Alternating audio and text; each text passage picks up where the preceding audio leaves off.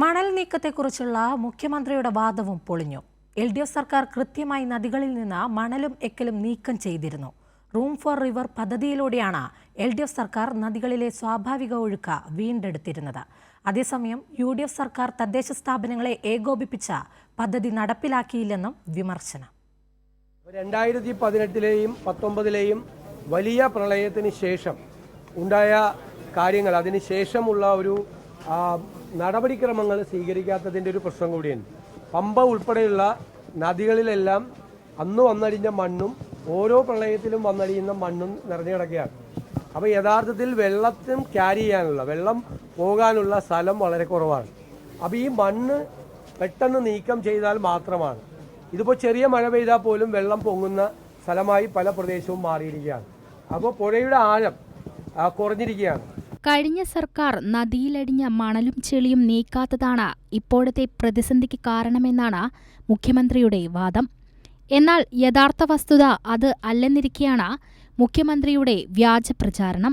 2018-ലെ പ്രളയാനന്തരം തന്നെ കഴിഞ്ഞ സർക്കാർ നദികളിലും ഡാമുകളിലും അടിഞ്ഞുകൂടിയ മണൽ, ചെളി, എക്കൽ എന്നിവ മാറ്റാനുള്ള നടപടികൾ കൈക്കൊണ്ടിരുന്നു. വെള്ളപ്പൊക്കത്തെ മറികടക്കാനുള്ള ഡച്ച് മാതൃകയായ റൂം ഫോർ റിവർ പദ്ധതിയാണ് സർക്കാർ കേരളത്തിൽ നടപ്പാക്കിയത്. വെള്ളത്തിന് ഒഴുകിപ്പോകാനുള്ള സ്ഥലം നൽകുക എന്നതാണ് റൂം ഫോർ റിവർ പദ്ധതിയുടെ ലക്ഷ്യം. യുദ്ധകാലാടിസ്ഥാനത്തിലാണ് പദ്ധതി ആദ്യം ആരംഭിച്ചത്.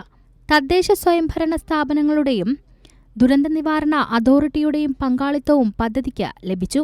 ഒന്നാം ഘട്ടത്തിൽ 820 തദ്ദേശ സ്വയംഭരണ സ്ഥാപനങ്ങളിൽ നിന്നായി 914 കൈവരികൾ വൃത്തിയാക്കി. 2034.60 കിലോമീറ്റർ ദൂരമാണ് ഇതിലൂടെ വൃത്തിയാക്കിയത്. രണ്ടാം ഘട്ടത്തിൽ 752 തദ്ദേശ സ്വയംഭരണ സ്ഥാപനങ്ങളിൽ നിന്നായി 5256.06 കിലോമീറ്റർ കൈവരികൾ വൃത്തിയാക്കി. തുടർന്ന് പല ഘട്ടങ്ങളിലായി 45,736 കിലോമീറ്റർ തോടുകളും നീർച്ചാലുകളും വീണ്ടെടുത്തു. ഏകദേശം 1 കോടി ഘനയടിയോളം എക്കലും മറ്റലുമാണ് നീക്കം ചെയ്തത്.